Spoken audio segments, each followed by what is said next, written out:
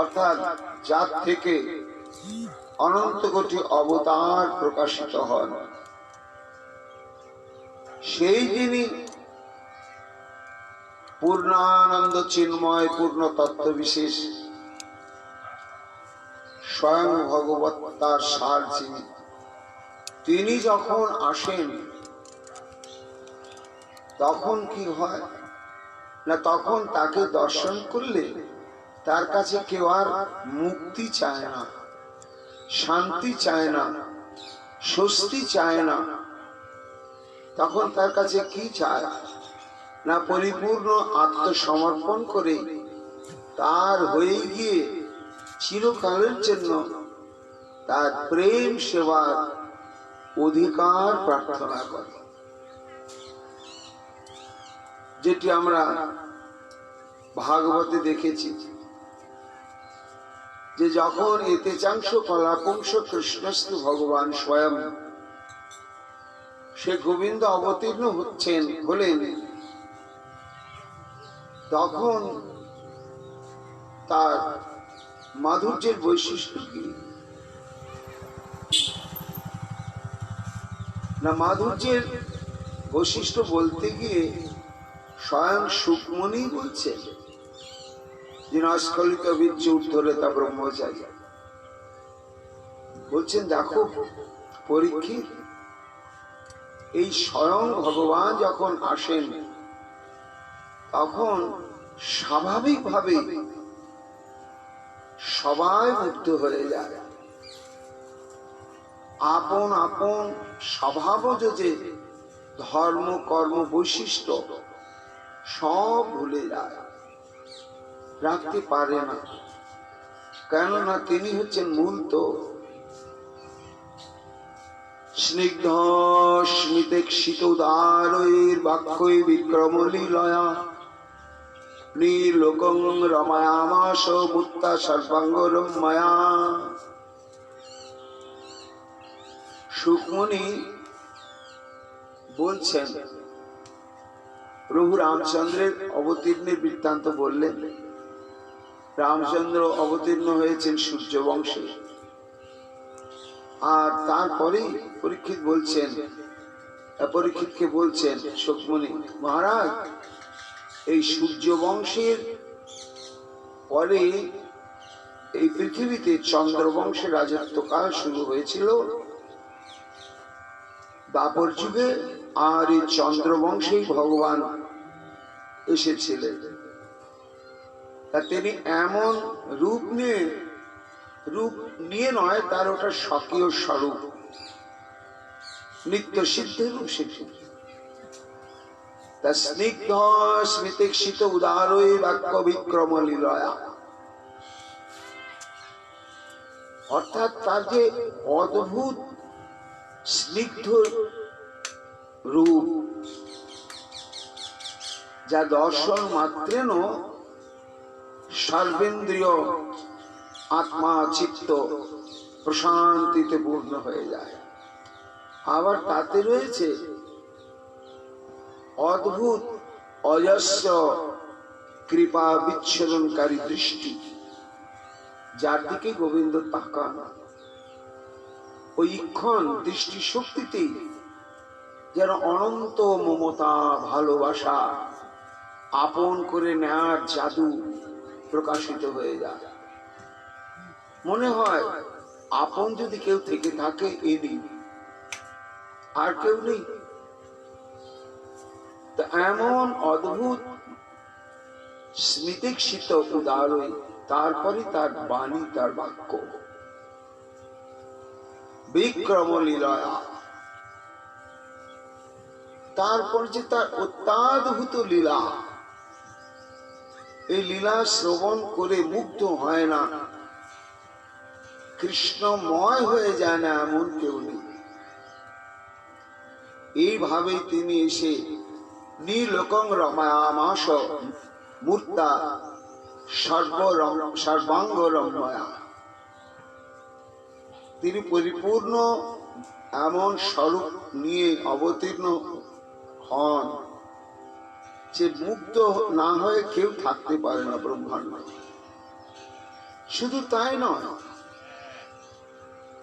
যস্যাননং মকর কুণ্ডল চারু কর্ণ প্রায়োতে couple শুভগং সুবিলাস হাসম নিত্যোৎসবং তত্ত্রিপুর দৃশিভি পিবন্ত নার্য নরাশ্চ Mudita কুপিতা নিমেশ্য। শুকবাচ, Sukhdev Goswami পাদ বলছেন যে দেখো, আমি তোমার কাছে রাম অবতারের কথা বলেছি, নৃসিংহ বামন ইত্যাদি সমস্ত অবতার বৃন্দির কথা বলেছি, কিন্তু কোন অবতার অবতীর্ণ হয়ে বিশ্বকে এইভাবে পাগল করতে পারে।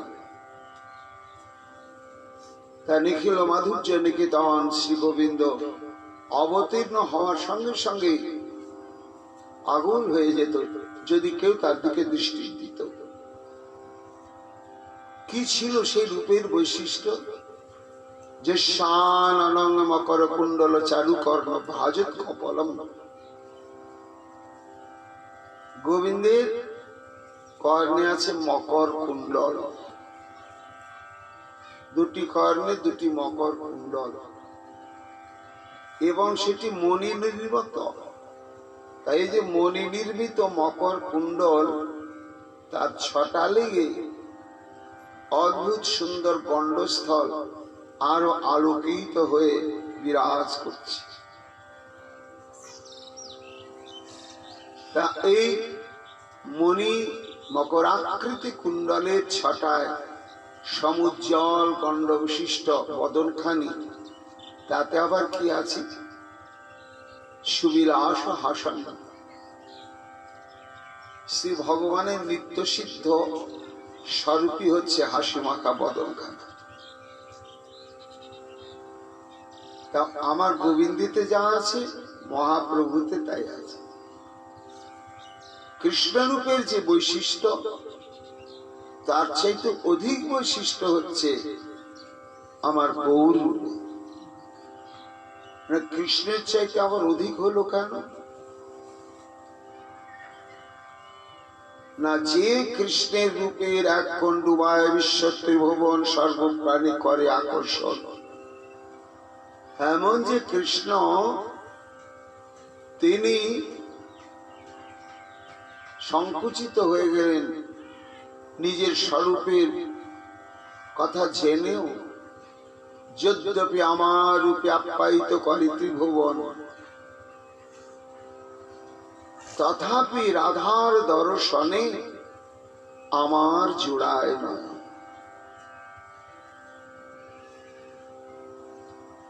সুবলকে কেঁদে কেঁদে বলছেন, সুবল বলছে কি আছে রে? রাধা রাধা রাধা রাধা রাধা না, এই আছে। তাহলে যে রূপে সমগ্র ব্রহ্মাণ্ডকে মুগ্ধ করে, সেই কৃষ্ণ রূপ আমার গৌরে আছে।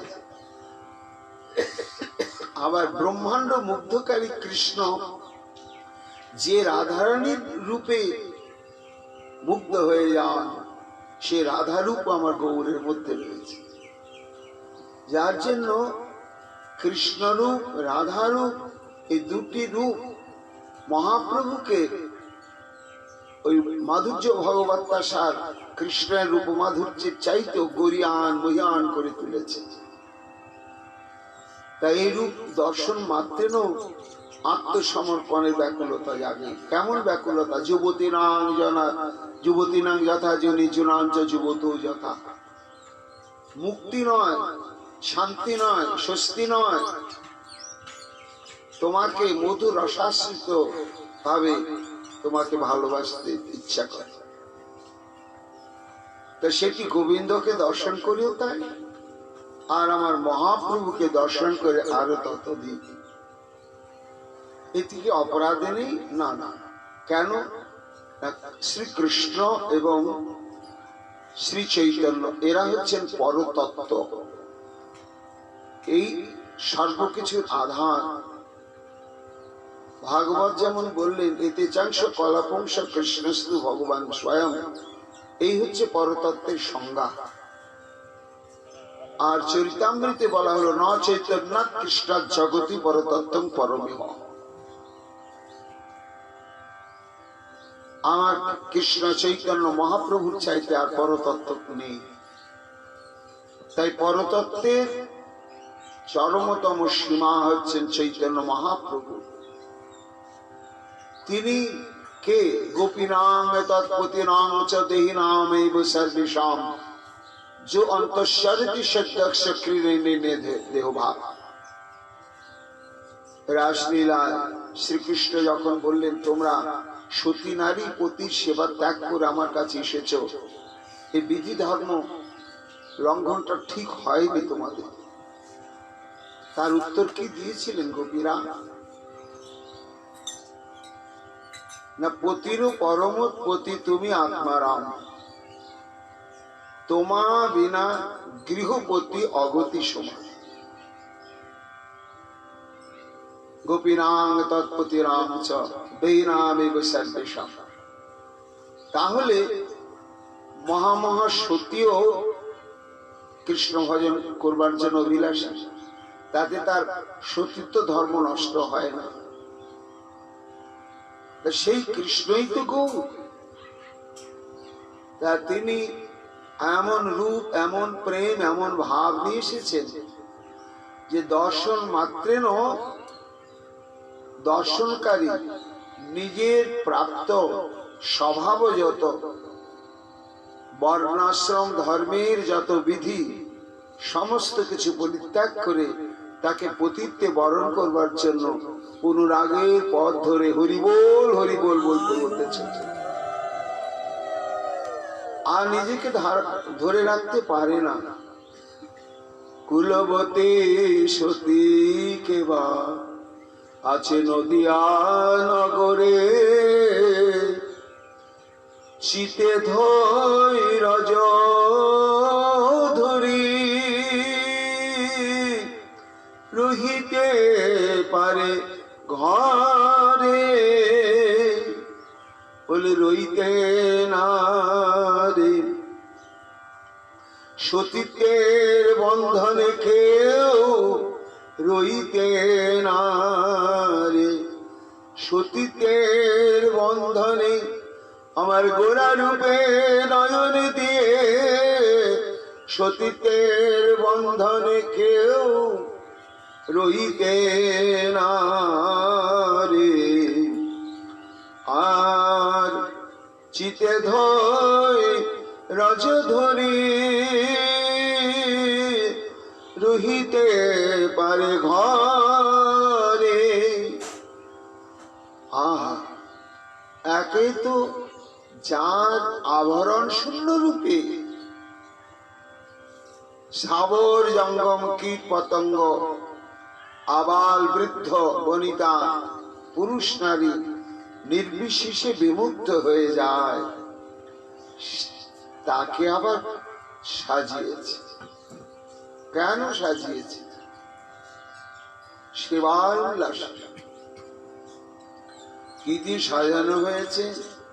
গলে বনমালা শোভে অপরূপ শোভা,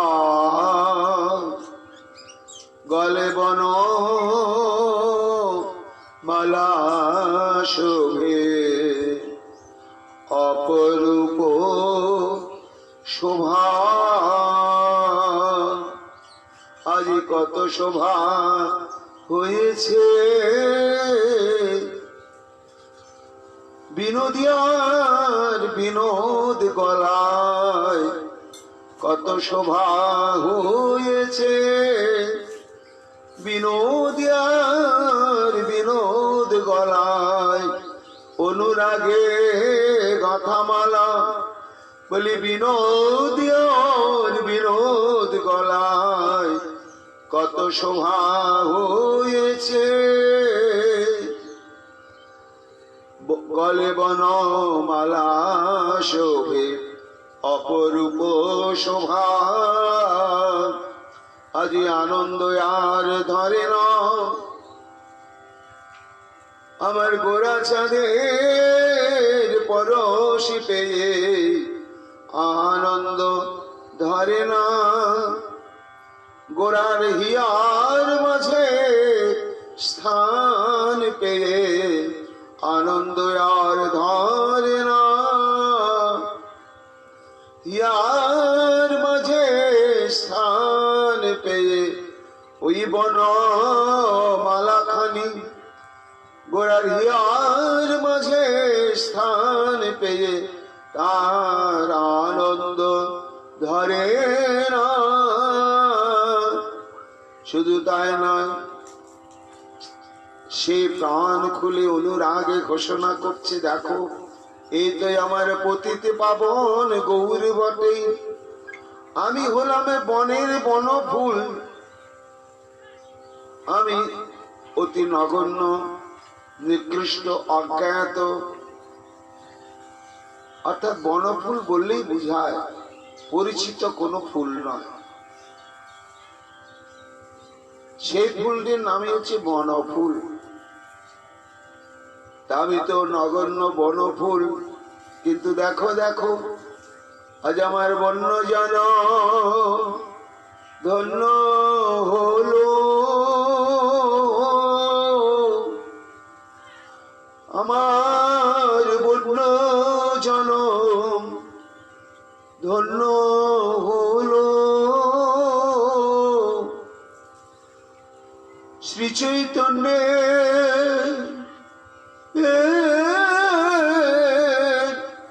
সঙ্গ পেয়ে বন্য জনম আমার ধন্য হলো। শ্রী চৈতন্যের সঙ্গ পেয়ে আজ কতই ভাগ্যে মিলেছে, শ্রী চৈতন্যের সঙ্গ পেয়ে বন্য জনম ধন্য হলো।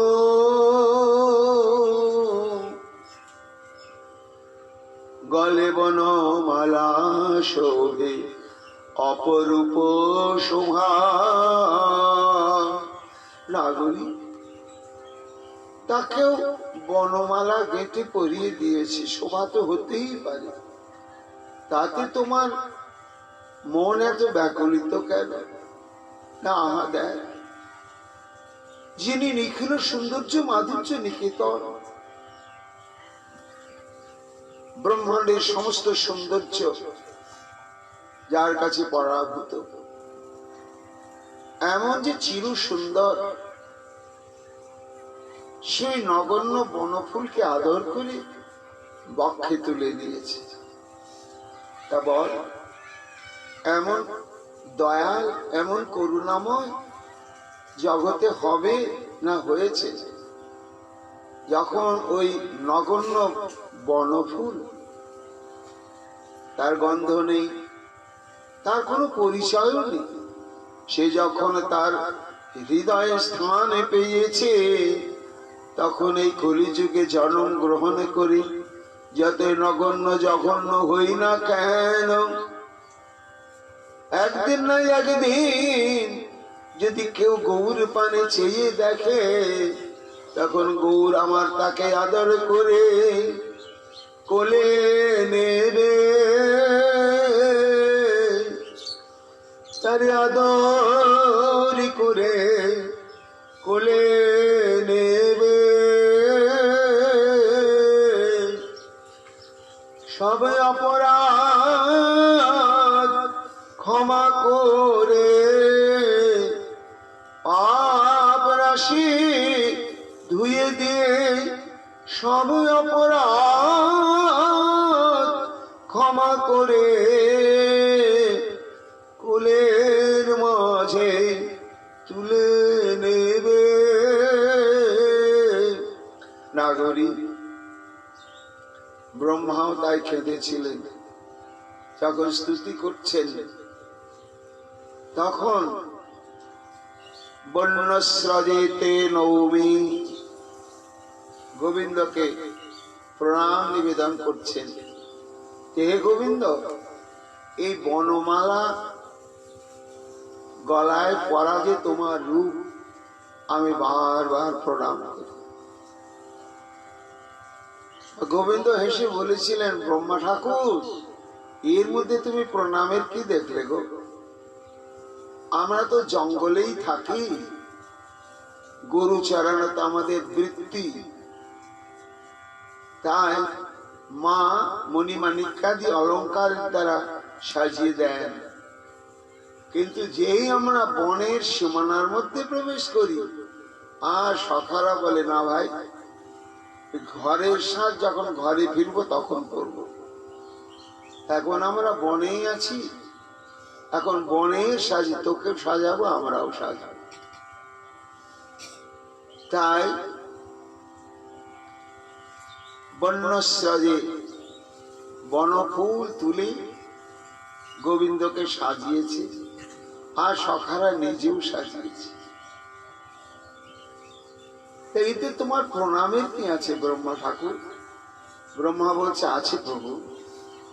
তোমার দুটি স্বরূপ, একটি হচ্ছে মাধুর্যময় রূপ, আর একটি ঐশ্বর্যময় রূপ। তাই ঐশ্বর্যের চরমতম মহাপ্রকাশ হচ্ছে বৈকুণ্ঠে। সেখানে তোমার অঙ্গ প্রত্যঙ্গে এত এত মণি, মানে সমন্তক মণি, কৌস্তুভ মণি, আয়ুষ্কান্ত মণি, চন্দ্রকান্ত মণি, সূর্যকান্ত মণি, মরকত মণি, নীলকান্ত মণি, মণিতে মণিতে এত ঝলমল ঝলমল করে যে সেখানে কোন নগণ্য ব্যক্তি যেতেই পারে না, চোখ ঝুলসে যায়। এবং এমন চরমতম ঐশ্বর্যের মূর্তি দাস হওয়ার কথা কেউ ভাবতেও পারে না, যে আমার মতো এই নগণ্য একজন ব্যক্তি, ওর কি কোনোদিন চরণ সেবার অধিকার পাবে? পাবে না। তোমার ওই ঐশ্বর্যময় স্বরূপ দেখে অন্তরে ভয় লাগে। কিন্তু তোমার এই যে বনমালী স্বরূপ দেখে ব্রহ্মা কেঁদে ফেলেছে। একদিন না একদিন যখন বনফুলকে তুমি আদর করেছ, আমি যতই নগণ্য হই না কেন, একদিন না একদিন তোমার কৃপা স্নেহ থেকে বঞ্চিত হব। তা আমার মহাপ্রভু বনমালা ধারণ করেছেন, গলে বনমালা শোভে অপরূপ শোভা, গলে বনমালা শোভে অপরূপ শোভা, গুপ্ত কহে গোরারূপ, জগ মন লোভা, গুপ্ত কহে গোরারূপ, জগ মন লোভা। ও যে ভুলাতে এসেছে আপনার রূপে, জগৎকে ভুলাতে এসেছে, বিষয় বাসনা ভুলাইয়ে ভুলাতে এসেছে। জগৎ ভোলা আমার গৌর মুরারি গুপ্ত, যিনি ত্রেতাযুগের হনুমান, তিনি পর্যন্ত গৌর পদে আত্মসমর্পিত এবং গৌর তত্ত্ববেত্তা। আদি তত্ত্ববেত্তাই হচ্ছে মুরারি গুপ্ত। তাই মুরারি গুপ্ত বলছে গৌরচন্দ্রিকার উপসংহারে যে, দেখো নাগরিকগণ, গৌর দেখলে যে এই কলিহত জীবকে বুঝিয়ে সুঝিয়ে ভজন সাধন ব্রত তপস্যার পথে দাঁড় করিয়ে তাদেরকে শুদ্ধ পবিত্র করে উদ্ধার করা যাবে, কখনোই যাবে না, পারবে না করেছি। তাহলে আমি এমন রূপ নিয়ে অবতীর্ণ হব যে আমার দিকে দৃষ্টি না দিয়ে থাকতেই পারবে না জগৎ। আর যে একটুখানি তাকাবে তাহলে তার সব হয়ে গেল। আর ভজন সাধন করার কোনো অপেক্ষাই থাকবে না। দৃষ্ট গোরারূপে নয়ন দেওয়ার সঙ্গে সঙ্গেই যে আজকে নয়ন দিল, তারপরে ভজন সাধন করতে আরম্ভ করলো, তারপরে গৌর প্রেম প্রাপ্ত হলো না, দর্শনের সঙ্গে সঙ্গে। তাই মুরারিপুত্র বলছে এমন পতিত পাবন অবতার হয় না, হবার না। যে পতিতকে উদ্ধার করবার জন্য তিনি এমন রূপমাধুর্য নিয়ে অবতীর্ণ হলেন, যে রূপে নয়ন দেওয়ার সঙ্গে সঙ্গে মানুষ বিষয় ভুলবে আর গৌর প্রেমে হবে আত্মহারা। তাই গুপ্ত কহে গোরা রূপ জগমন লোভা।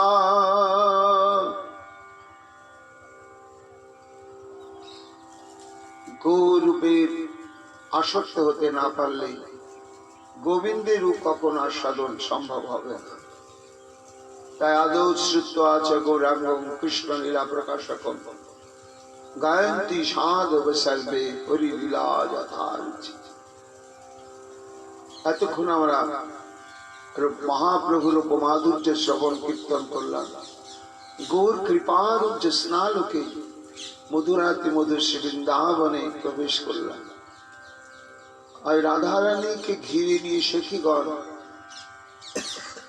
উন্মুখ হয়ে গোবিন্দ মাধুর্যের কথা শ্রবণ তৎপর হয়ে আছে।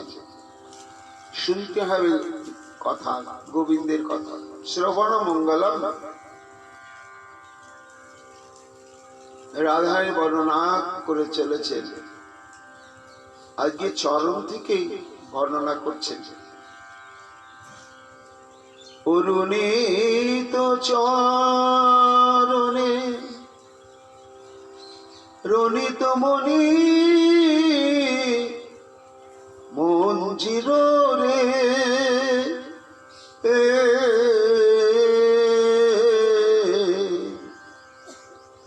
অরুণিত চরণে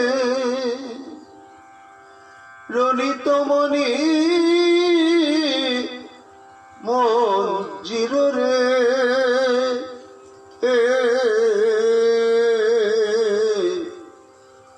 আধো আধো পদ চলনি রসায়ন অরুণিত চরণ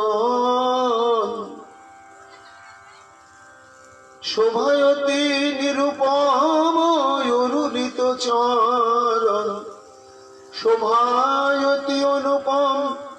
এই এখনই দেখে এলাম শোভায়তি অনুপম অরুণিত চরণ। সখী তোরা বলতে পারিস আমার বধূর চরণ তল অত রাঙা কেন? কেন রাঙা তা তো কিছু কিছু রাধারানী বলেছে। আজকে সখীদের অনুভূতি কি গোবিন্দের চরণ রাঙা কেন, তাই অভিলাষী জানার জন্য সখীরা বলছে রাধে আমরা কি জানি, তুমি ভালোভাবে জানো যে ওই চরণ রাঙা কেন। না, ওই চরণটি প্রত্যাশার চরণ। কিসের প্রত্যাশা? হৃদয় ধারণের। সমস্ত অনঙ্গরঙ্গিনী অঙ্গরাগণের তো বটেই, তাদের শিরোমণি স্বরূপ তোমার। আর কিছু কাম্য নয়। ওই চরণটাকে কোথায় পাওয়ার বাসনা? হৃদয় প্রদেশে। আর সেই হৃদয় প্রদেশে কি রয়েছে? না আছে পয়ধর যুগল এবং তা অতি রক্তিম বর্ণ বিশিষ্ট কুমকুমে প্রলিপ্ত। এটি আকাঙ্ক্ষিত। কাঁদতে কাঁদতে গোপীরা গোপী গীতে এই বাসনাটাই প্রকাশ করেছেন। প্রণত দেহিনা পাপ কর্ষণা তৃণচরানুগ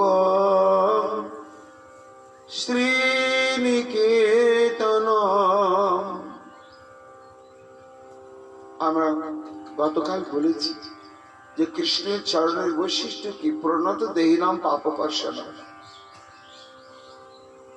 অর্থাৎ গোবিন্দের চরণে যদি কেউ আত্মসমর্পণ করে তা অনন্ত পাপে পাপী হোক। কৃষ্ণ আমি তোমার হলাম যদি বলে একবার, সব সর্ব পাপ হইতে মুক্ত করি কৃষ্ণ তারে করেন পার। কেন না? প্রণত দেহি না, প্রণত শব্দে হচ্ছে আত্মসমর্পিত চিত্ত বিশিষ্ট। ওই চরণ কৃষ্ণের চরণে এটাই ধর্ম। তৃণচরানুগম শ্রীনিকেতন। শ্রীনিকেতন মানে হচ্ছে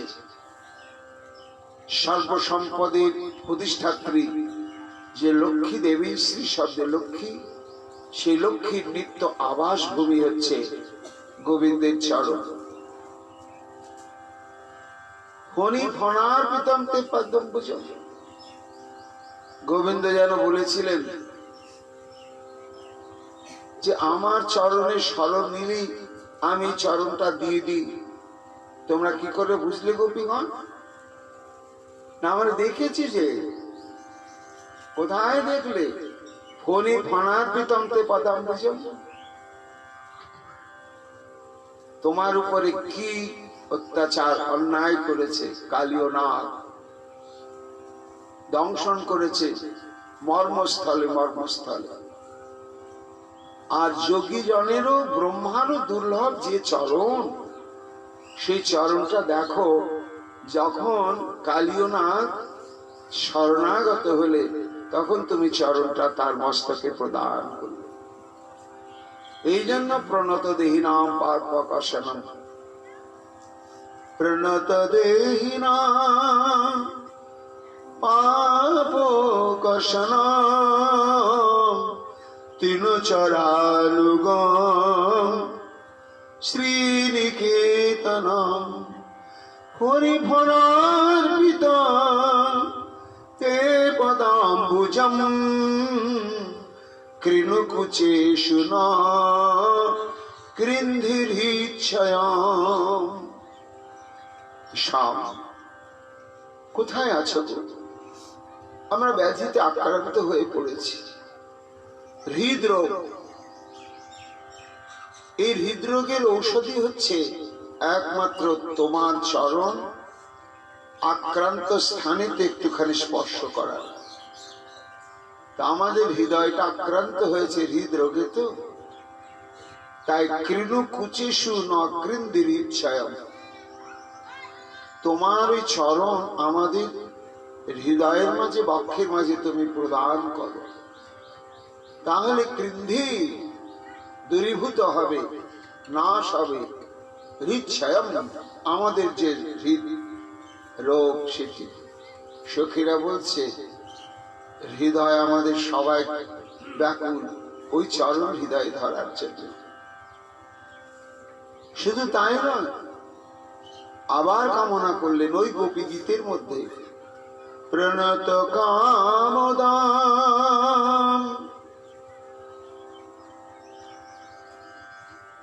প্রণত কামদাম পদ্মজাচ্ছিতাম ধরণী মণ্ডনা ধেয় মাপদী। প্রণত কামদম পদ্মজাচ্ছিতাম, ব্রহ্মা কর্তৃক অর্চিত তোমার সেই চরণ। এবং প্রণত কামদম, ওই চরণকে যারা বুকে নিয়েছে তাদের জীবনের যত চাওয়া পাওয়া আশা আকাঙ্ক্ষা অপূর্ণ থাকে। ধরণী মণ্ডলম, তোমার এই চরণ এই পৃথিবীকে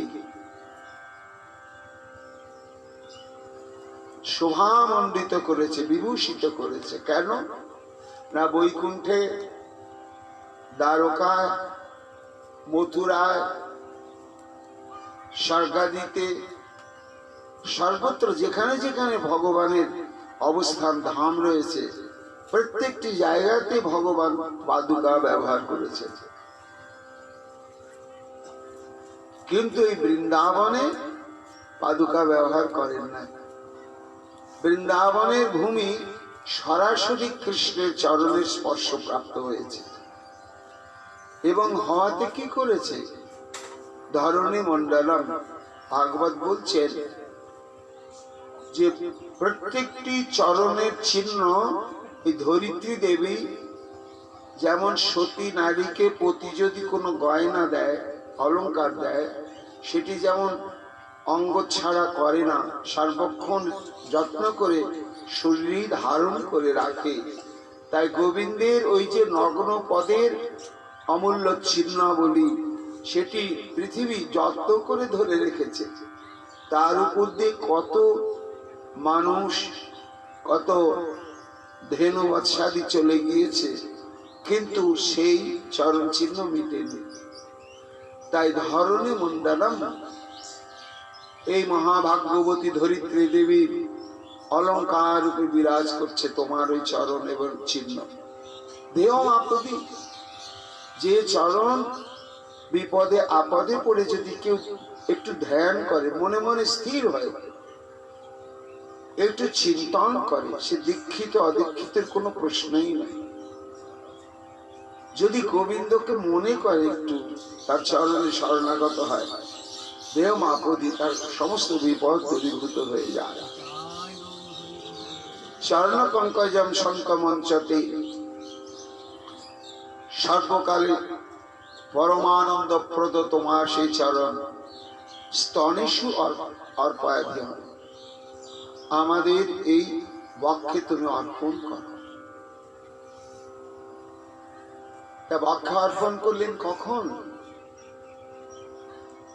না, যখন শ্রীকৃষ্ণ দশাম আবির্ভূচ্ছের স্ময়মান মুখাম্বুজ পীতাম্বর ধরসক বিশাখার মর্মথ মর্মথ, যখন ফিরে এলেন অন্তর্ধান অবস্থা থেকে, তখনই গোপীগণ তার চরণ বক্ষে ধারণ করেছিলেন। সখীরা বলছে, আগে ভুলে গিয়েছ, ওই তখনই যে আমাদের কুচ কলসস্থিত এবং তোমার হৃদয়স্থিত যে কুমকুম, সেই কুমকুমই তার চরণে সংলগ্ন হয়ে রয়েছে। অর্থাৎ সেটি এই জড়জাগতিক কুমকুম নয়, অনুরাগী ভক্তের অনুরাগটা হৃদয়েই থাকে। সেই অনুরাগটি যতক্ষণ পর্যন্ত গোবিন্দের চরণে নিরবচ্ছিন্ন ভাবে সংলগ্ন না হয়, ততক্ষণ পর্যন্ত গোবিন্দ তার কাছে বশীভূত হন না।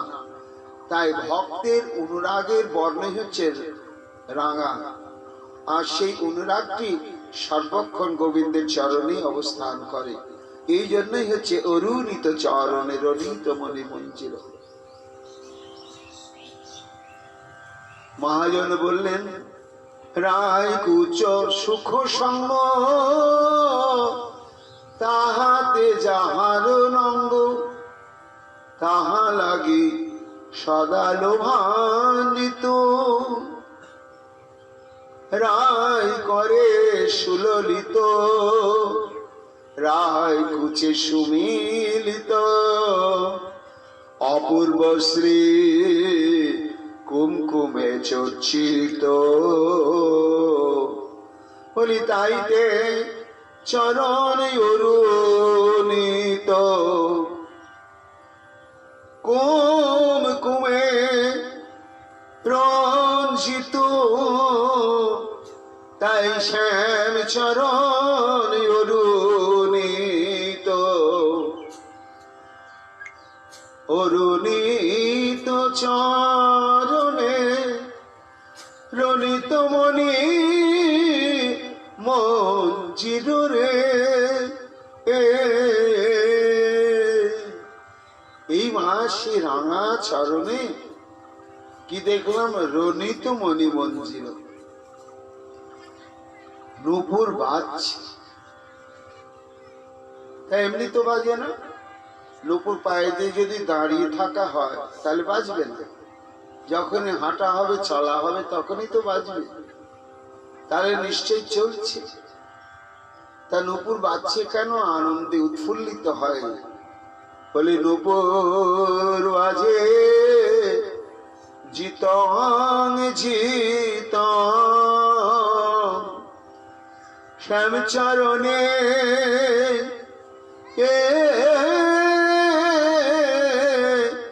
ঠাই পেয়ে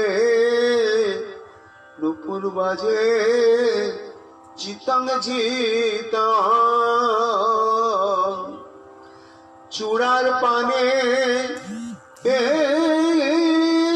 চেয়ে চেয়ে নুপুর বাজে জিতং জিতং রণিত মণি মঞ্জির, অর্থাৎ মানিক্য খচিত স্বর্ণ নুপুর, তাতে ক্ষুদ্র ঘুন্টিকা রয়েছে, ঝুমঝুম করে বাজছে। অর্থাৎ চূড়ার দিকে তাকিয়ে বলছে আমি জিতে গিয়েছি, আমি জিতে গিয়েছি। তা চূড়াটাও সোনার আর নুপুরও সোনার, তাই চূড়ার সোনা বলছে এই নুপুর আমি দেখ, মানুষের সর্বশ্রেষ্ঠ উত্তম অঙ্গই হচ্ছে মস্তক, তাই আমি মস্তকে স্থান পেয়েছি, আর সবসময় আমি শুদ্ধ পবিত্র থাকি। আর তুই এমন কাজ করেছিলি জীবনে, তুই একবার পায়ে আছিস, আর যত ধুলো বালি আবর্জনা তোকে স্পর্শ করে। এই জন্য সোনার চূড়ার একটা অহংকার, কিন্তু সেটিকে ভেঙে দেওয়ার জন্যই জিতং জিতং নুপুর বলছে তাকে দেখো অনন্ত কোটি ব্রহ্মাণ্ডের কি দেব ঋষি যক্ষ রক্ষ পিচাস গন্ধর্ব দানব কেউ বাকি থাকে না, তারা ফুল তুলসী কৃষ্ণের চূড়াতে দেয় না, মাথার উপরেও দেয় না, কোথায় দেয়? চরণেই দেয়। তাহলে তুই উপরে থাকতে পারিস ভাই, কিন্তু যে চরণ স্বয়ং ব্রহ্মা পর্যন্ত কামনা করে সেই চরণেতে তুই ঠাঁই পেলি না। আর আমি দেখ কত কৃপা পেয়েছিলাম গোবিন্দের, তাই সেই চরণে আমি ঠাঁই পেয়েছি, তাই আমি জিতে গিয়েছি। তাই রণিত মনে মঞ্জির, নিজের জয় ঘোষণা করবার জন্যই যেন ঝুমঝুম করে বেজে ধিক্কার দিচ্ছেন সোনার সেই চূড়া।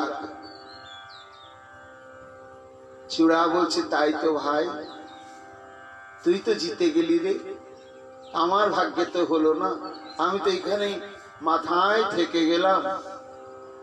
তা দেখ প্রবাদ আছে যে সাধু সঙ্গে নাকি সবই হয়, তো তুই তো হলি সাধু। যারা গোবিন্দ চরণে নিত্য অবস্থান করে, চরণের সেবা করে, তারাই তো সাধু। তাই আমি ওই বাঁ দিকে হেলে থাকলাম, কেন জানিস না? যখন রাধা রানীকে নিয়ে দাঁড়াইয়ে নৃত্য করিবে গোবিন্দ আমার, তখন কৃপা করে উড়াইয়ে দিস যুগল চরণের ধুলি, কৃপা করে উড়াইয়ে দিস ওই যুগল চরণের ধুলি। আমি পরশে ধন্য হব, তাইতে বামে হেলে রইলাম, চরণের ধুলি উড়াইয়ে দিস। রণিত মনি মঞ্জির বাজছে সেই চরণ, আর কি বাজার হেতু কি রণিত চরণে রণিত মনি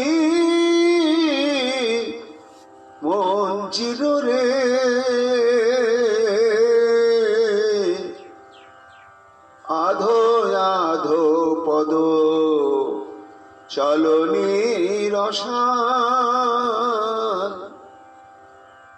গমনের কি ভঙ্গি আধো আধো ভঙ্গিতে চলে, গমনের কি ভঙ্গি আধো আধো পদে চলে।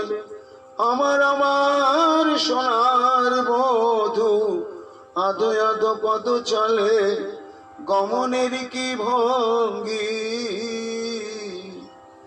যায় পদ রহিয়া রহিয়া রহিয়া যাচ্ছে, কিন্তু অতি মৃদু গতি, থেমে থেমে যায় পদ রহিয়া। তাই আধো আধো পদ চলনি রসাল। কেন আধো আধো ভাবে চলছে? মানুষ হন হন করে যায়, একরকম মানসিকতা পেলে, আবার আস্তে সুস্তে একটু হেলে দুলে একটু থেমে থেমে যায় এক অবস্থা পেলে। তাই কি গোবিন্দ আধো আধো পদ চলনি রসাল কেন এভাবে চলেছে? না মৃদু কনন নুপুর মন্থরেণ বালিন পদাম্বুজ পল্লবেন অনুস্মরণ মঞ্জুল বেনু গীতম আয়াতি মে জীবিত মাত্র কেলি। কর্ণামৃতে বিল্লমঙ্গল ঠাকুর রাধারানীর ভাবে আবিষ্ট দশায় বলে চলেছে, মৃদু কনক নুপুর মন্থরেণ। কেমন ভাবে আসছে?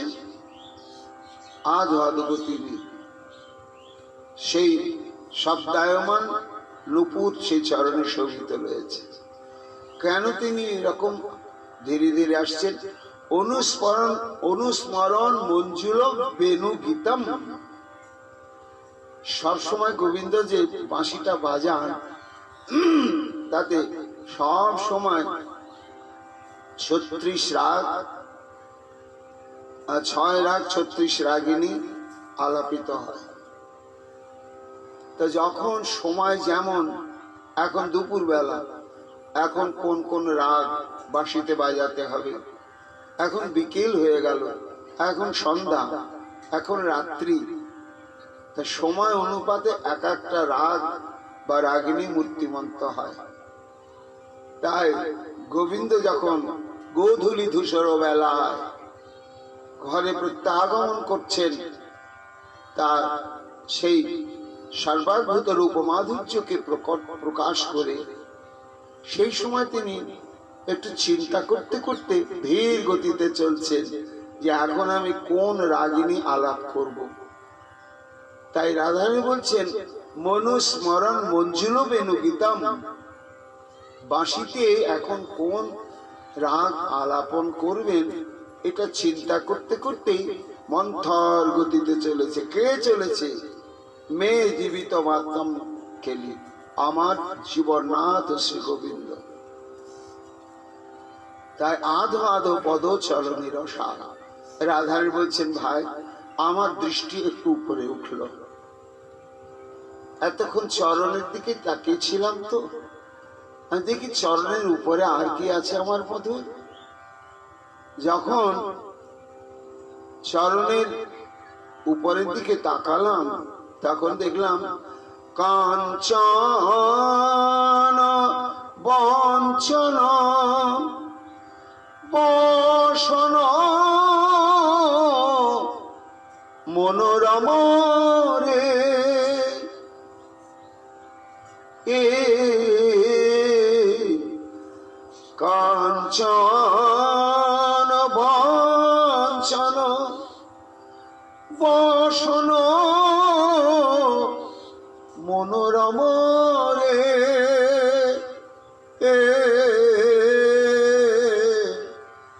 অলিকুল মিলিত ললিত বনমান, অলিকুল মিলিত ললিত বনমান। তুলনা হয় না, গলিত কাঞ্চনের সনে তুলনা হয় না।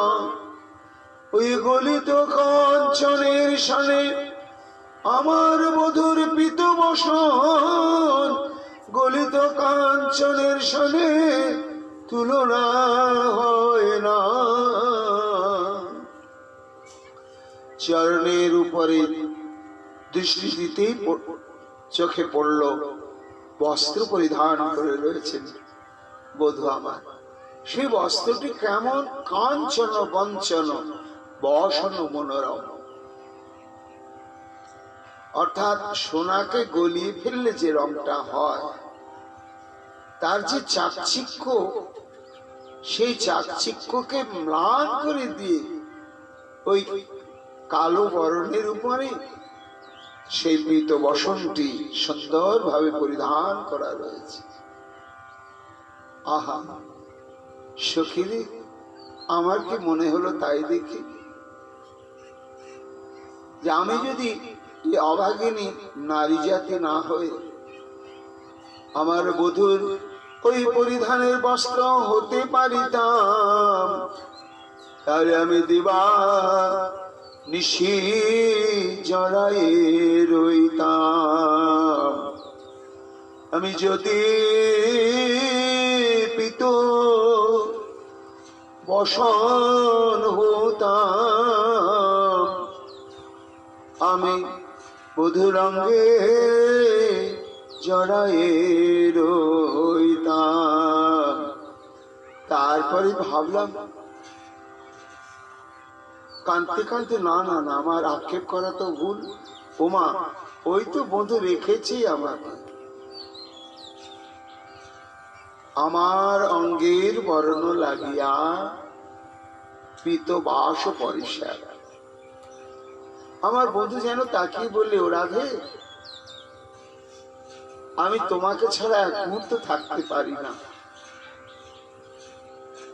তাই দেখো, তোমার এই বর্ণটাকে আমি এই বস্ত্র রূপে আমার অঙ্গে ধারণ করে রেখে দিয়েছি। কাঞ্চন বঞ্চন বসন মনোরম, অলিকুল মিলিত ললিত বনমালা, আজানো লম্বিত বনমালা। গোবিন্দের গলায় 3 প্রকার বনমালা, একটি বনমালা, একটি বৈজয়ন্তী মালা, আর একটি পুষ্পমালা বা কুসুম মালা। সব থেকে বড় হচ্ছে অজানুলম্বিত চরণাবধি বিলম্বিত হচ্ছে বনমালা। এই বনমালা কাকে বলে না, জানা না জানা ফুল এবং কচি কচি পল্লব দিয়ে গাঁথা মালাকে বলা হয় বনমালা। আর তার চেয়ে একটু ছোট জানু পর্যন্ত লম্বিত মালা হচ্ছে বৈজয়ন্তী মালা। 5 প্রকার কুসুম, তুলসী, পদ্ম, মন্দার, কুন্দ আর পারিজাত, এই 5 প্রকার কুসুমের দ্বারা গাঁথা মালাকে বলা হয় বৈজয়ন্তী মালা। আর নানা প্রকার বৃন্তশূন্য কুসুম মালাকে বলা হয় কুসুম মালা বা পুষ্পমালা।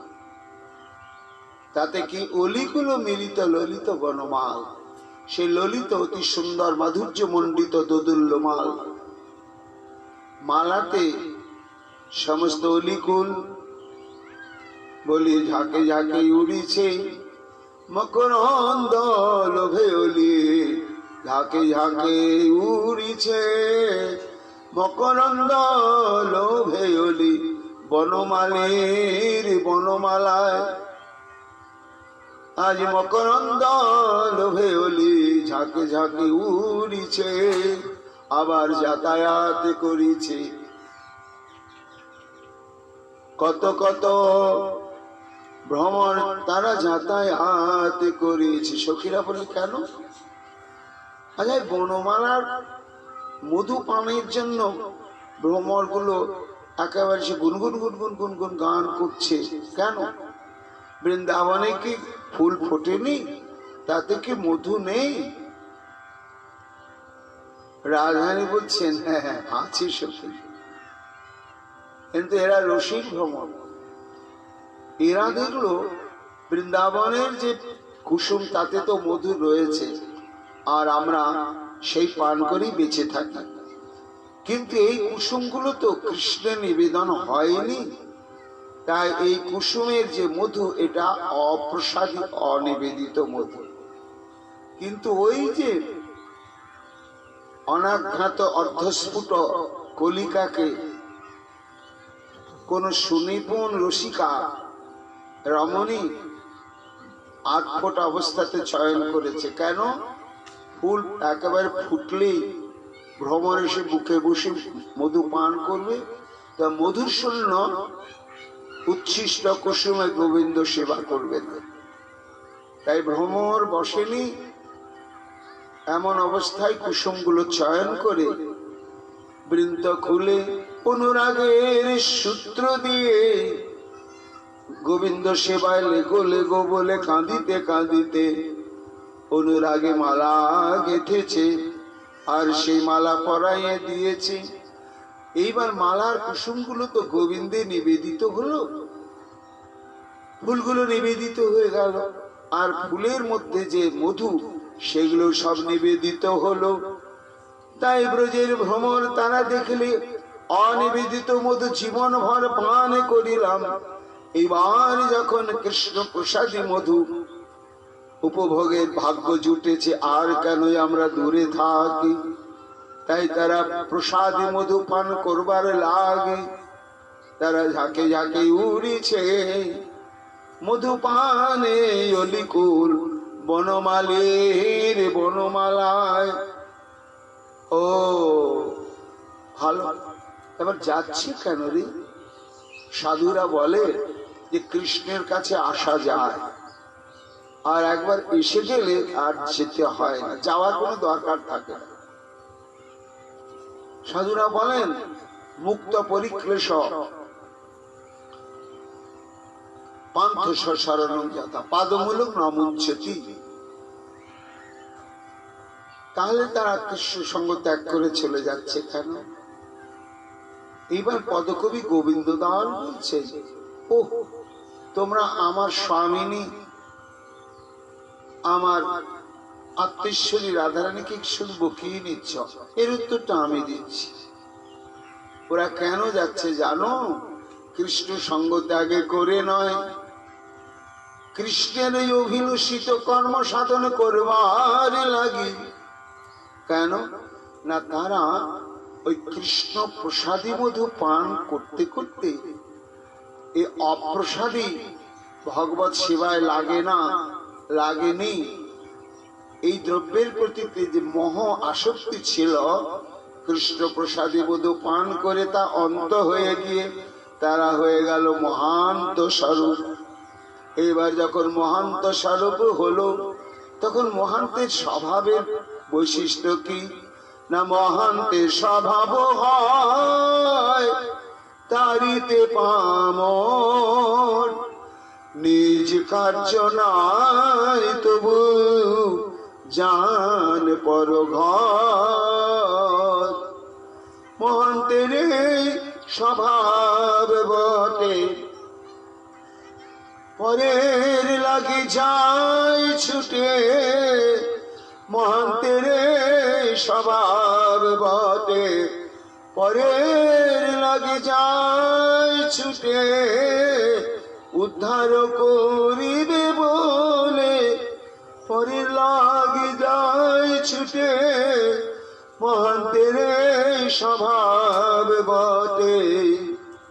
ভ্রমরগুলো দেখলো যে এমন কৃষ্ণ প্রসাদী কুসুমে প্রসাদী মধু থাকা সত্ত্বেও যেসব অপ্রসাদী মধুতে আকৃষ্ট ভ্রমর, ওদেরকে যদি একটা দুটো কেউ টেনে এনে এই কৃষ্ণ প্রসাদী মধু পান করাতে পারি, তাহলে ওদের জীবন ধন্য হয়ে যাবে। তাই যারা মহন্ত তারা তো জানেন যে আমি তো সদ্গুরু পদাশ্রিত যখন হয়েছি তখন কৃষ্ণ প্রাপ্তি আমার জন্য নিশ্চিত। আমি যদি চলার পথে কোনো অপরাধ না করি, নাম অপরাধ, সেবা অপরাধ, বৈষ্ণব অপরাধ, তাহলে কৃষ্ণ প্রাপ্তি আমার একেবারে নিশ্চিত। কিন্তু এক্ষুনি তো আমি দেহ ত্যাগ করে নিত্যধামে যাচ্ছি না, তাহলে এই যে আমি এই দেহে অবস্থান করব, একে দিয়ে তো কৃষ্ণের কিছু কাজ করতে হবে। কি না, এই যে বিষয়ী মানুষ, ভজন বঞ্চিত মানুষ, আমি ভজন করতে করতে যদি একটাকেও বুঝিয়ে সুঝিয়ে টেনে এনে ভজনে অনুরাগী করতে পারি, তাহলে আমার এই ভক্ত জনম সার্থক হবে। এই মহান্তের স্বভাব নেই, তারা যাচ্ছে। তাই অলি কুল মিলিত ললিত বনমাল। সখী, আমি যে বধূকে দেখছিলাম অনুরাগের নয়ন দিয়ে, বধূ তা অনুভব করে এইবার আমার দিকে বদন ফিরে ধীরে ধীরে অগ্রসর হতে লাগল। তো যখন এগিয়ে আসছে, ভালে বনি আওয়ে মদন মোহনিয়া, ভালে বনি আওয়ে মদন মোহনিয়া।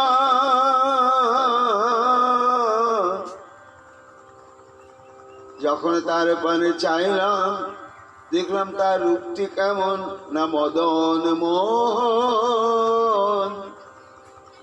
আমার আমার সোনার মধু মদন মোহন, আমার আমার সোনার বধূ। সে যে মনমথের মনমথে, আমার আমার সোনার বধূ মদন মোহন।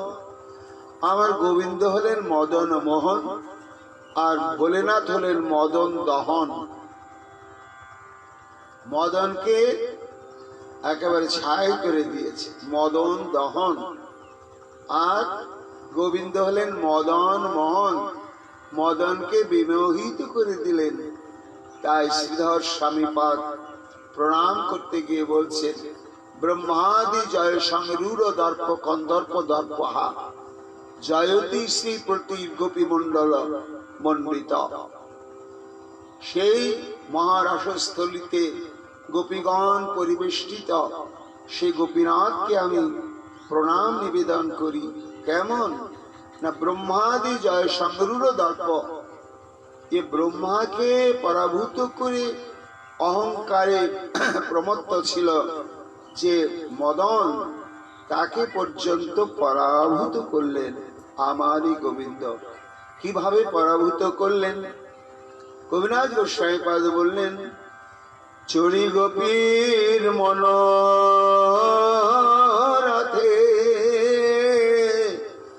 মনোমথে মনোমথে গোবিন্দ আমার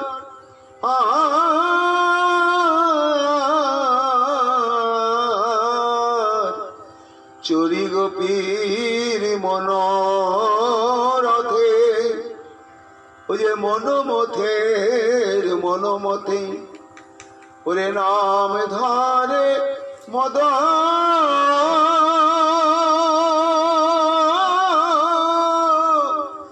মদন মোহন, নাম ধরে মদ মদন মোহন। যিনি পঞ্চ শরদর্প শয়নবকন্দর্প রাস কইলা লয়া গোপী গণ, রাস কইলা লয়া গোপী গণ। আজি ধারণ করিলে মদন মোহন নাম, ধারণ করিলে মদন মোহন নাম, মদনকে মোহিত করে মদন মোহন নাম ধারণ করিলে। মহারাস লীলা শুরু হয়েছে এবং সুকমণি বলছেন রন্তং মনশ্চক্রে, এই রাসলীলা রমণ বাসনার থেকে উদ্ভূত। রম ধাতু রমণ, এটি হচ্ছে আত্মনিপতি পরস্ময় দুই প্রকারে হয়। কোন ক্রিয়ার কর্মের ফল কর্তা যখন প্রাপ্ত হয় তখন সেই রূপটা হয় আত্মনিপতি, আর কর্মের ফলটা যখন অন্যজনে প্রাপ্ত হয় তখন ওই ক্রিয়ার রূপটা হয় পরস্ময়ী। তা কতগুলো সংস্কৃতে কতগুলো ক্রিয়াপদ আছে আত্মনিপতি, আবার কতগুলো পরস্ময়ী, কিন্তু এই রম ধাতুটি আত্মনিপদী এবং পরস্ময়ী, অর্থাৎ রমণ যখন রমণ কর্তা নিজে ভোগ করবেন তখন হবে ওটা রন্তুং।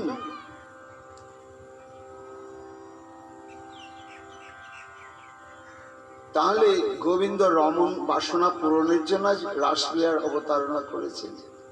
এটি জানতে পেরে মদন এসে উপস্থিত হয়েছে, পরে সবাইকে তো কুপকাত করলাম, এই ভগবান বেটাকে পাওয়া যায়, তাই গিয়ে তুমি নিজেই রমণ সুখ অনুভবের জন্য রমণ করবে শতকোটি যুবতী বৃন্দকে নিয়ে। কেমন তুমি তাই তাই সেজে সুজে পঞ্চবাণ নিয়ে উপস্থিত হয়েছে। কিন্তু গোবিন্দের চাইতেও সতর্ক গোপীরা। গোবিন্দ এখানে তো নিজের স্বাধীনতাটাকে ছেড়ে দিয়েছেন, যোগমায়াম উপাশ্রিত, যোগমায়া দেবীকে অধিক রূপে আশ্রয় করে তিনি লীলার অবতারণা করতে চলেছেন। কাজে কোথায় কি হচ্ছে না হচ্ছে তিনি তো যোগমায়ের উপরে ছেড়ে দিয়েছেন। এবার গোপীরা দেখে ফেলেছে মদন আসছে 5টা বাণ ধনুতে, তখন নয়ন ইঙ্গিতে বলছেন শ্যাম, এটা শুধু নাচের মঞ্চ নয়, যুদ্ধক্ষেত্র, শত্রু এসে উপস্থিত হয়ে গিয়েছে, তা মাটিতে থেকে তুমি যুদ্ধ করলে কিন্তু হেরে যাবে, তা রথে চড়ে তোমাকে যুদ্ধ করতে হবে। রথ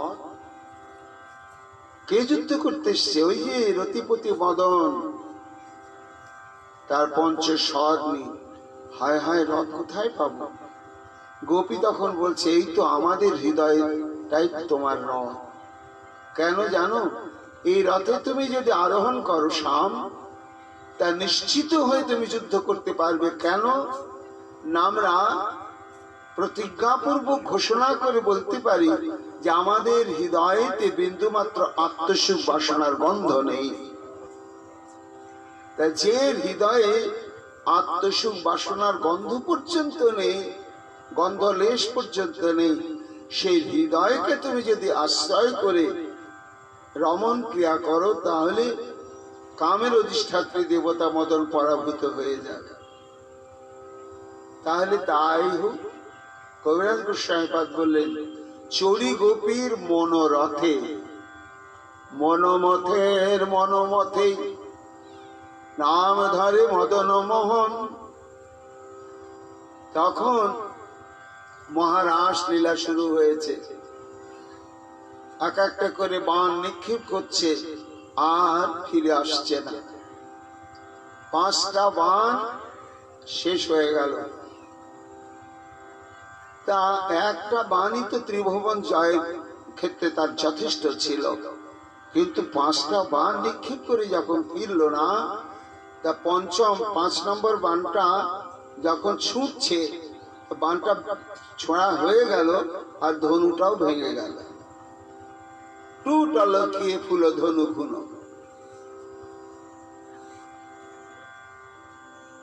কে রতি রানে ভেল তনু শুনো। সমর মাঝে পড়ল রাজে রতিপতি ভয়ে ভাই। তখন আর আত্মসমর্পণ করা ছাড়া উপায় নেই। তাই প্রতিশ্রুতিবদ্ধ হয়ে গেল মদন, নিজে মোহিত হয়ে গেল, রাধা দাসী হওয়ার বাসনা জাগলো। তা সেই যে মদন মোহন স্বরূপটি মহারাস লীলাতে প্রকটিত হয়েছিল। রাধাই বলছেন, সখীরে ভালে বনি আওয়ে মদন মোহনিয়া। মন্থর গতিতে আসছে কোটি মদনকে মন্থন করতে করতে। আহা, তার অঙ্গ কেমন! আরো একটু উপরের দিকে তাকালাম, চরণ চরণ থেকে তার কোটি প্রদেশে পীত বস্ত্র পরিধান ছিল। এইবার তার অঙ্গ প্রত্যঙ্গ কেমন তাই বলছি। অঙ্গ হি অঙ্গ অনঙ্গ তরঙ্গি মোরে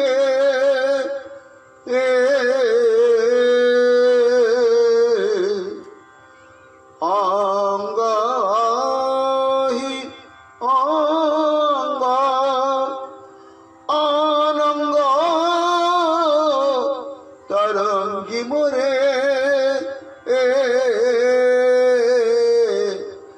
রঙ্গিম ভঙ্গিম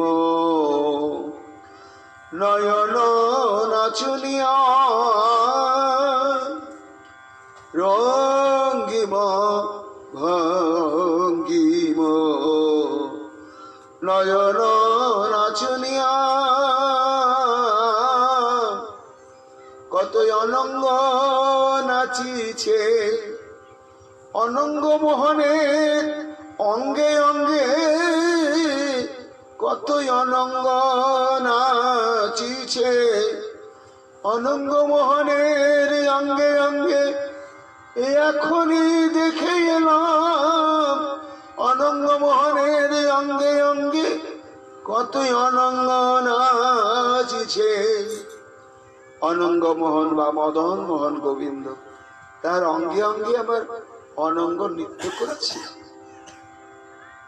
হ্যাঁ, কেন নৃত্য করছে না?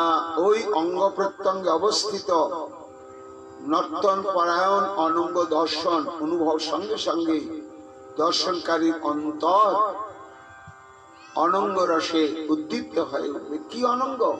না না, প্রাকৃত কাম রসে নয়, তবে কিসে? অনঙ্গ বর্ধন।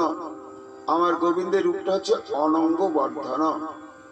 এখানে অনঙ্গ বর্ধন শব্দে গোপীদের জন্য আর সাধারণ সাধকের জন্য। সাধারণ সাধকের জন্য হচ্ছে এই যে শান্ত দাস্য সখ্য বাৎসল্য মধুর পাঁচটি ভক্তি রস। পাঁচটি ভক্তি রসে 5 প্রকার সাধক আছে এবং যে যে স্তরের সাধক তার কাছে সেই সাধনটাই শ্রেষ্ঠ।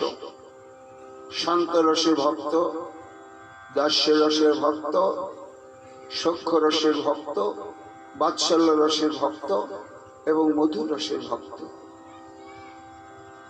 এই 5 প্রকার ভক্ত ছিল, আছে, থাকবে। কিন্তু শ্রেষ্ঠ কোনটি? না, শ্রেষ্ঠ হচ্ছে মধুর রস। কেন না? আকাশাদির গুণ যেমন পরপর ভূতে 1 2 ক্রমে বাড়ে পঞ্চ পৃথিবীতে। দৃষ্টান্ত দিচ্ছেন কবিরাজ গোস্বামী পাদ।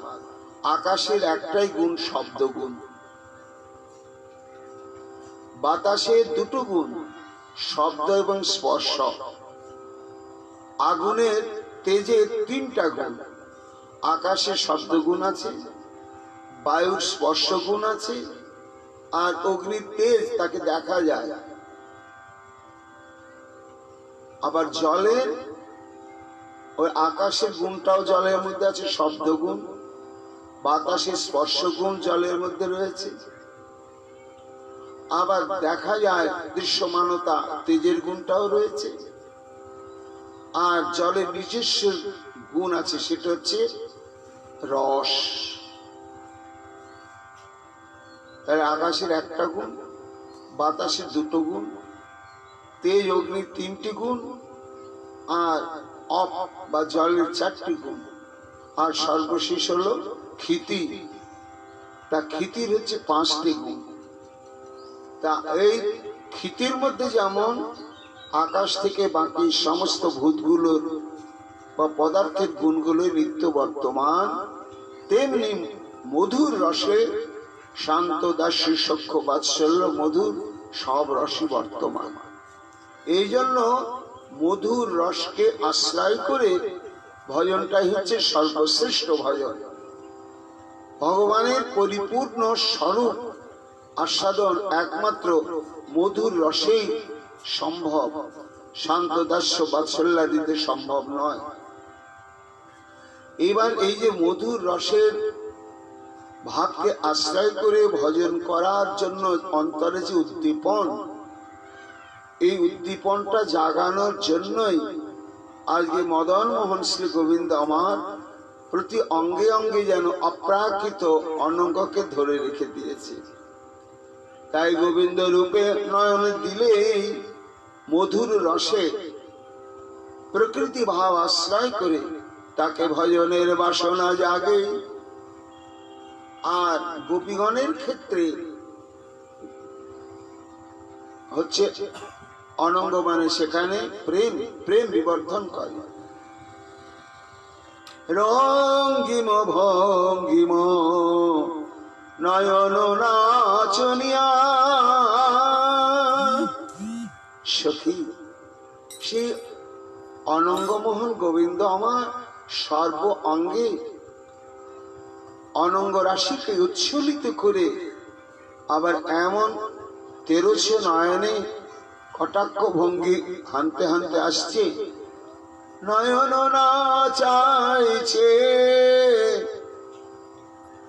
আমার আমার সোনার বধূ, নয়ন নাচাইছে, নয়নে নাচাইছে আমার বদনে বিনা, নয়নে নাচাইছে আবার নয়নে নাচাইছে আমার সঙ্গ বিনা, নয়নে নাচাইছে। রঙ্গিম ভঙ্গিম নয়ন নাচনিয়া। ও কি আরে দিটি ভঙ্গি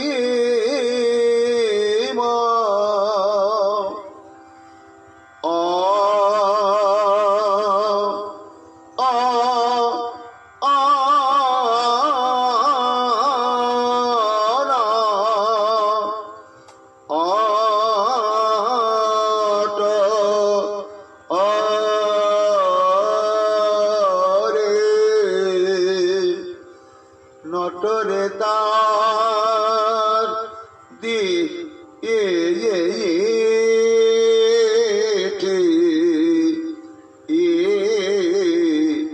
ওকে আর পুরো না চায় না চায় আমার সব নীল রে তার দিঠে। ওকে আরে নাগর নাগর চাইবার কতই কতই ভঙ্গি জানে ভুরু না চায় না চায় আমার সব নীল রে তার দিঠি। রঙ্গিম ভঙ্গিম নয়ন নাচনিয়া। এরপরে সেই পীতবসন ধারণ করেছিল যে কোটি প্রদেশ আমার বধূ, সেই কোমরে আমার দৃষ্টি পড়ল রে। সেই কোমরটা কেমন জানিস? মাঝহি ক্ষীণ পিনর আম্বর রে,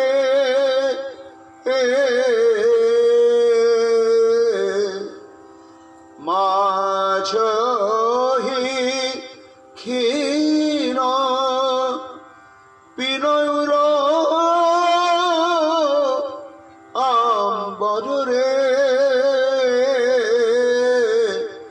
প্রাতর অরুণ কিরণ মুনিরাজ, প্রাতর অরুণ কিরণ মুনিরাজ।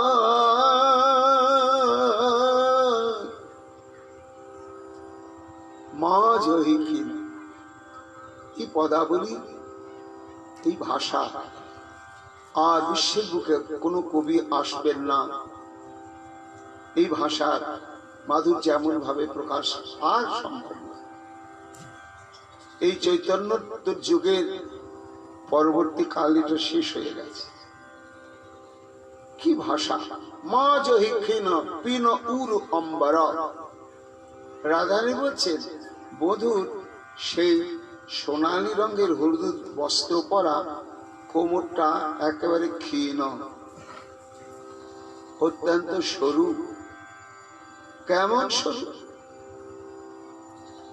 আবিল্লিতম সুবলিতা বলি বলি মুষ্টি প্রমেয়মপি পুষ্টমিজৌ সহজা। এই মুষ্টি প্রমেয়পি মানে মুঠোর মধ্যে ধরা যায়। আমরা কৃষ্ণ পূর্বর আগে যেমন রাধারানীর কোটি প্রদেশের বর্ণনা করতে গিয়ে গোবিন্দ বলেছিলেন ক্ষীণ কোটি মুঠিতে আঁটি ধরিলে ধরা যায় না। তাই এটা শুধু রাধারানীর কোমরটাই ওরকম সরু না, গোবিন্দের কোমরটাও সরু। মুষ্টি প্রেমামপি কিন্তু পুষ্টমি ওজসায়াত। ভেঙে পড়ে না অত সরু মাজাটা নিয়ে। কি করে অত বড় গোবর্ধন পাহাড়টা ধরলেন তিনি, কোমরটা ভেঙে গেল না? বলে না, সরু বটে কিন্তু ওজসা পুষ্ট, যা অনন্ত শক্তি তার মধ্যে সঞ্চিত রয়েছে, ভাঙে না। কিন্তু না ভাঙলে কি হয়? রাধারানী বলছেন লগ্ন মুহুস্তদ অবলগ্ন মুষ্য হা হন্ত তৎকৃষমিদঞ্চ কৃষি করতি। রাধারানী বলছেন সখী তো ভাঙে না, হয়তো ভাঙবে না, জানি এবং দেখেছি। ওই অত বড় গোবর্ধন 7 ক্রোশ পরিমিত পর্বতটি ধারণ করেছে, কোমরটাতে একটু বাঁকাও হয়, কিন্তু তবু মাঝহি ক্ষীণ, ওই ক্ষীণ কোটিটা দেখে আতঙ্কের শেষ থাকে না রে। ওই কোমরটা না তাকালেও ভালো লাগে না, আর তাকাতে গিয়ে সবসময় আতঙ্ক, এই মুট করে ভাঙলো বুঝি। হা হন্ত তৎকৃষমিদঞ্চ কৃষি করতি। ওই ক্ষীণ কোটিটা যেন আতঙ্কের খনি হয়ে আমাদের চিত্তকে সর্বক্ষণ আতঙ্কিতই করে যায়। মাঝহি ক্ষীণ, বিষয় বাসনার থেকে মুক্ত না হয়ে এসব জিনিস আস্বাদন করা যাবে। কত মাধুর্য! আমার গোবিন্দের কোমরটা সরু কেন গো? গোপীরা বলেছিলেন ও রাধে, ওই সরু মুঠ হওয়ার কারণ আছে না। ওই রকম সরু কোন বস্তু আছে জগতে যে মাঝখানে সরু আর দুদিকে স্থূল? না, আমাদের দেশে পাওয়া যাবে না, এখনো বৃন্দাবনে আছে উদুখল। উদুখলের মাঝখানটা হচ্ছে সরু, আর নিচের দিকটাও হচ্ছে স্থূল, আর উপরের দিকটাও স্থূল। তা সে উদুখলে কি হয় না, ধান কোটা হয়। তো ধান কোটা মানে কি? ধান থেকে তুষটা সরিয়ে দিয়ে ভোগের জন্য চালটা বের করা হয়।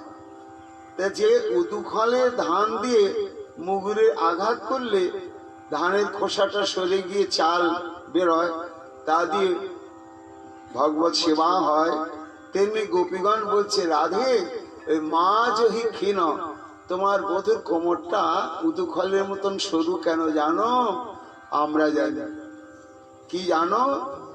গোপী মনোধান্য চয়ন বাসনা তুষা অপহারত সংস্কৃত বিধি নীল পল উলুখলতাং নিনায়জত কৃষ্ণ অবলগ্নম হৃদি সে চকাস্তিত।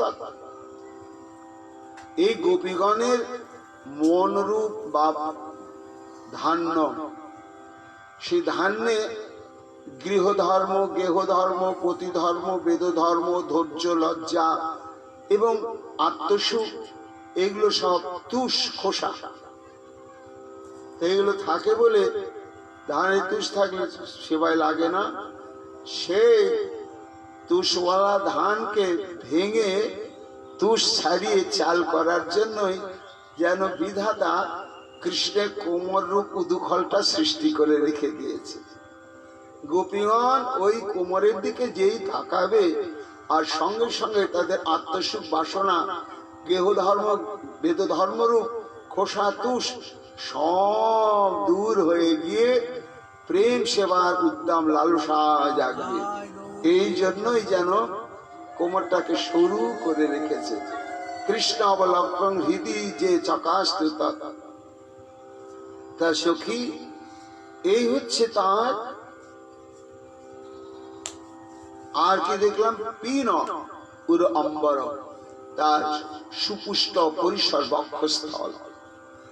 সে বক্ষস্থল রূপ আকাশে প্রাতর অরুণ কিরণ মণিরাজ, অর্থাৎ প্রভাত কালের সূর্যকে অরুণ বলা হয়। তার যে লালিম আভাযুক্ত কান্তি, সেই কান্তি বিশিষ্ট কৌস্তুভ মণি গোবিন্দের বক্ষে সবসময় থাকে। তা সেই বক্ষে সেই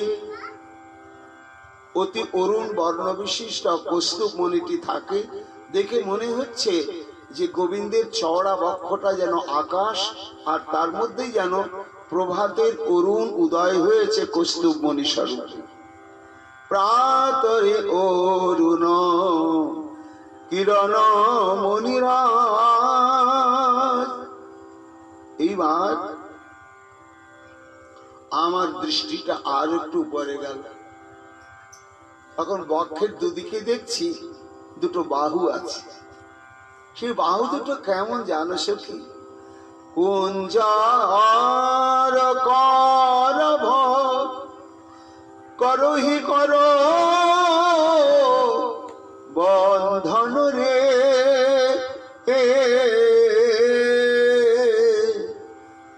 কুঞ্জার করভ করহি কর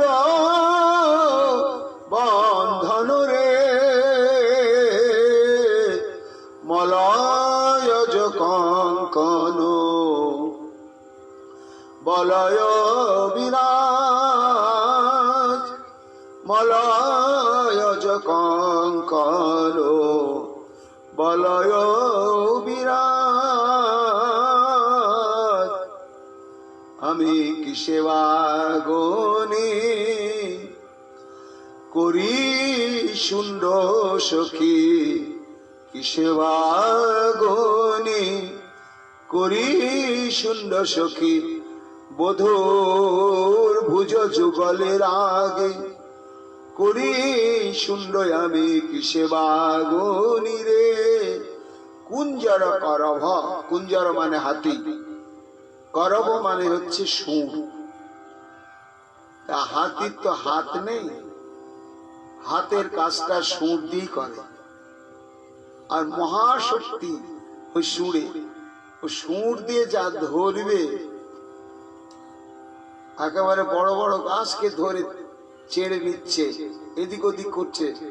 একবার সুর দিয়ে ধরে ফেললে যেমন ছোটে না, তেমনি ওই বক্ষের দুপাশে দেখলাম সুডোল সুগোল বধূর শ্যাম বর্ণ বাহু যুগল।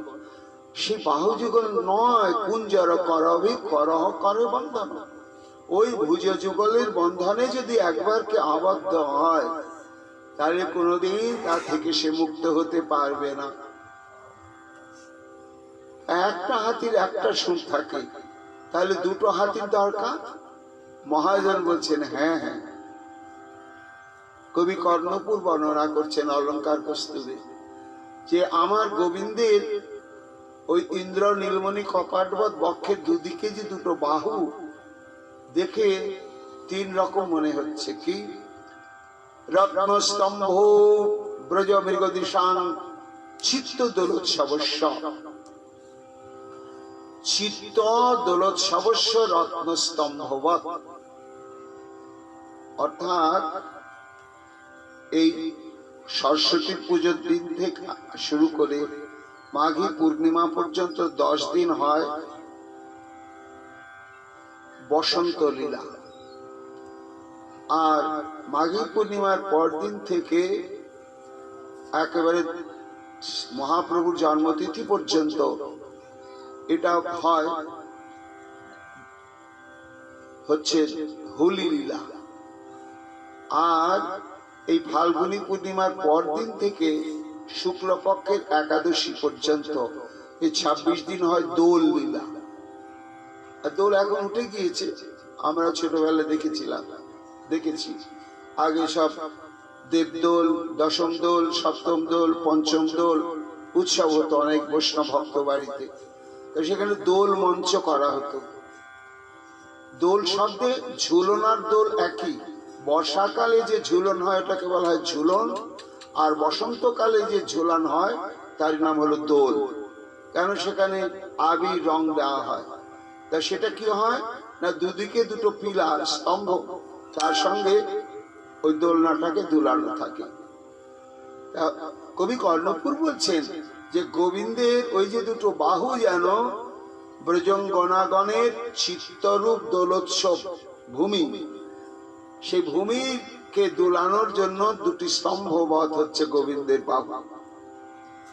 আবার শুধু তা নয়, শ্রী রাধারতি জয় কলা তরুণ উত্তান দণ্ড। আবার দেখে মনে হচ্ছে না না, যুদ্ধে জয় করার পরে জায়গাটা আমার দখলে এলো, তখন কি হয়, পিলার পুঁতে দেয়। তাই রাধারানী গোবিন্দের সঙ্গে রতি যুদ্ধে গোবিন্দকে হারিয়ে দিয়ে যেন দুটো স্তম্ভ স্থাপন করে দিয়েছেন গোবিন্দের অঙ্গে। আবার তৃতীয় কি মনে হচ্ছে, দৈত্যেন্দ্র নাম পরিভব মহাযজ্ঞ নীলেন্দ্র যুপ। ওই দুটো বাহু কুঞ্জর করব মহাশক্তি। কেমন না, ওই যে হাড়ি কাঠ থাকে না, কাতলা বলে যাকে, পশু বলি দেওয়া হয়, তার দুদিকে আর মাঝখানে ফাঁকা থাকে, গলাটা দেওয়া হয়। তা যত অসুর দানব তাদেরকে নিধন করবার জন্য গোবিন্দের ওই বাহু যুগল যেন হাড়ি কাঠের দুটো দিক। তার রূপটা কেমন, শুন্ডে কাম প্রমোদ করিন কৃষ্ণ বাহু স্মরাম। আমি সেই গোবিন্দের বাহুকে স্মরণ করি। এই যে রাধারানী বললেন কুঞ্জর করব, অর্থাৎ দুটো হাতি, একটা হাতির নাম হচ্ছে কাম আর একটা হাতির নাম প্রমোদ।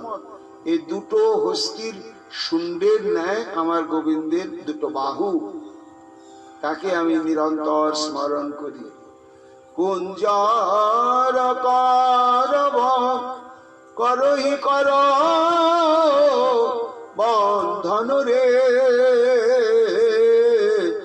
মলয় কঙ্কন বলয় বিরাট। কি অদ্ভুত শোভা করেছে সখী। সমুজ্জ্বল মরকত মণিখণ্ডের ন্যায় শ্যামের ওই বাহু যুগল, তাতে এমনি তো অঙ্গদ বলা ইত্যাদি রয়েছে, আবার চন্দনে চিত্রিত করে অলঙ্কার তৈরি করা হয়েছে, তাতে কি অদ্ভুত শোভা বিস্তার করেছে। এইবার তার উপরে কি দেখলাম, অধর সুধা ঝরো মুরলী তরঙ্গিনী রে,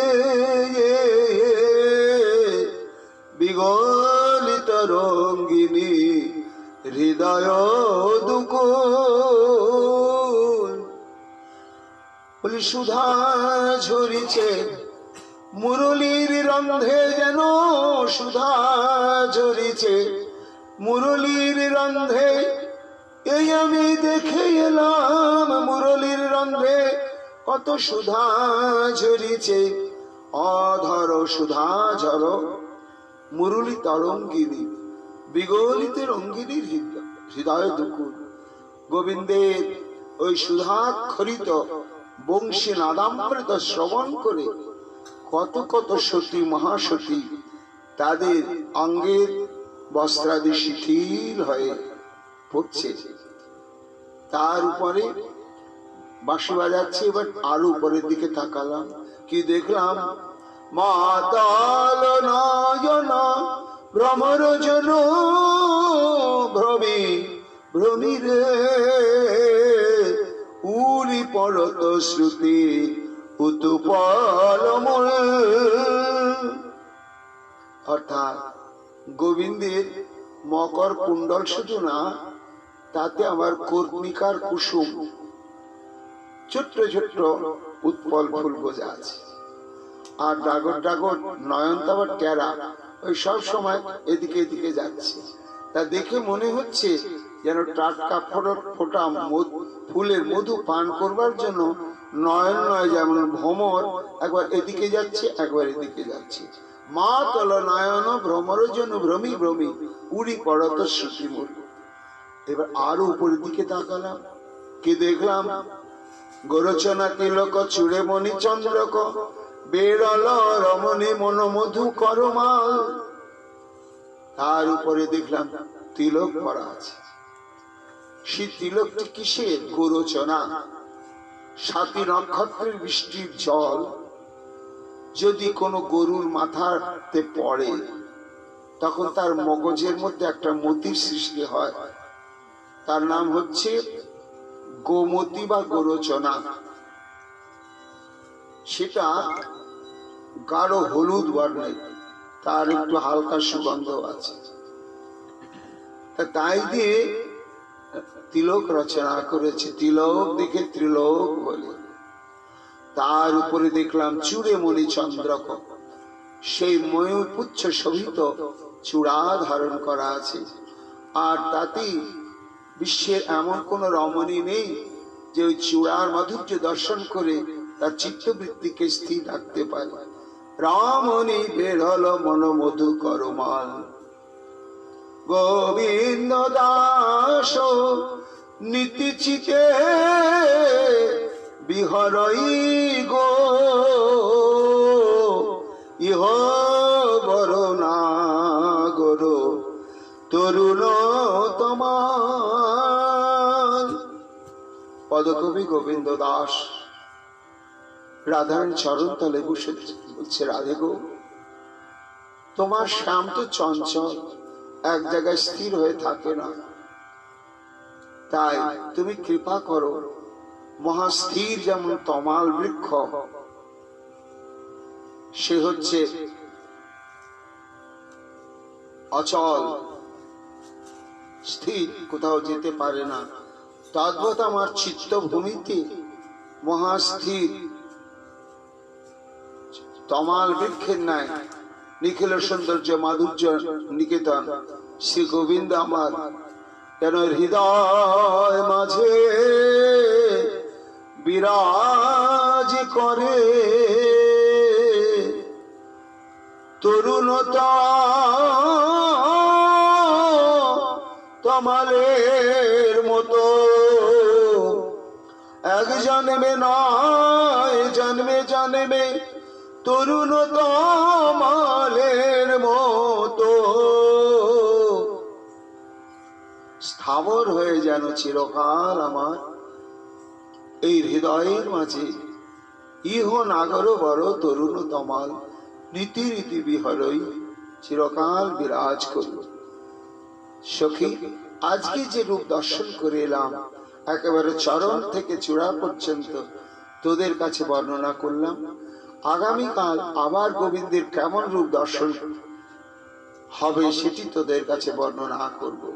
বলি, এইখানে রইল গোবিন্দের রূপের কথা, এইখানে রইল গোবিন্দের রূপের কথা। জয় রাধে, জয় রাধে।